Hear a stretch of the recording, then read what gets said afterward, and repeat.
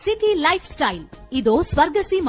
నిద్రపోని నగరంలో అర్ధరాత్రి దాటిన అంతులేని వినోదం, ఉల్లాసం. పూర్తి వివరాలకు చదవండి రేపటి సాక్షి హైదరాబాద్ ఎడిషన్. నిన్నకాక మొన్న మా సోదరుడు ఏబిఎన్ లో ఒక స్టోరీ చేశాడు. ఏబిఎన్ లో మా ఆర్కే మరి ఇక్కడి నుంచి వెళ్ళకపోతే అక్కడ వేయరు కదా, ఈ ఆర్కే కలిసి ఒక స్టోరీ చేశారు.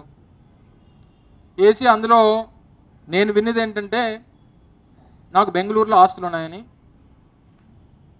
ఆ ఆస్తుల మీద కమర్షియల్ కాంప్లెక్స్ల మీద నాకు ₹1,50,00,000 అద్దెలు వస్తున్నాయని, నెలకి నోటీస్ పాయింట్, నెలకి ₹1,50,00,000 అద్దెలు వస్తున్నాయని ఒక ఆర్టికల్ వేశారు.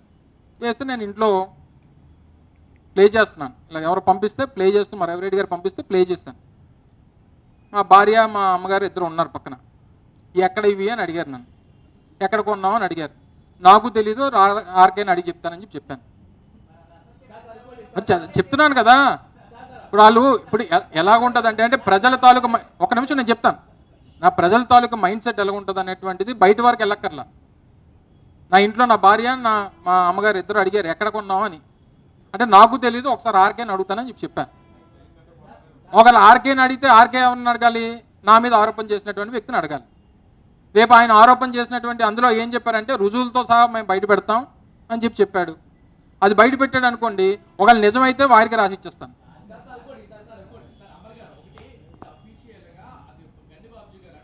అందుకని నేను అదేనా చెప్పాను, నేను ఆన్ రికార్డ్ చెప్పాను, నువ్వు చెప్పింది రికార్డ్ అవ్వట్లేదు ఇక్కడ. అవునా, పోనీ కోటే అనుకో పని అన్నాను కదా, పోనీ కోటి నుంచి కోటిన్నర నువ్వు అన్నావు కదా, నేనేమన్నాను? నువ్వు చూపించావు, ఏమని చెప్పావు అందులో? ఫలానా వ్యక్తి ఫలానా జిల్లా పార్టీ అధ్యక్షుడు తెలుగుదేశం పార్టీకి సంబంధించి ఆరోపణలు చేశారు, రుజువుల్లో అవసరం అయితే రుజువులు కూడా ముందు పెడతానని చెప్పాడు అనేటువంటిది కదా నీ స్టోరీలో. బావ అందులో ఏమంటారు, నీ భావం. సో నేను అడిగేది కూడా అదే. నా ఇంట్లో నా కుటుంబ సభ్యులు నా ఫ్రెండ్స్ అడిగితే ఎక్కడ కొన్నామని అడిగితే నాకు తెలీదు, ఆర్కేని అడిగి ఆర్కేని ఒకసారి అడగమని చెప్తాను ఆ వ్యక్తిని. ఆ రుజువులో లేకపోతే ఆ రికార్డ్స్ ఒకళ్ళు ఏమన్నా బాబ్జీకి నా మీద ప్రేమ ఉండి నా పేరు మీద ఆయన ఏమైనా కొన్నాడో, ఒకవేళ నా పేరు మీద కొన్నాడని చెప్పి ఆయన చెప్పాడు అనుకోండి, ఆయనకి రాసిచ్చేస్తాను. లేదా మీకేమైనా ఆంధ్రజ్యోతులకు వాటా కావాలంటే మీకు రాసిచ్చేస్తాను. అది మీరు ఎలా పంచుకుంటారో మీరు పంచుకోండి. Thank you.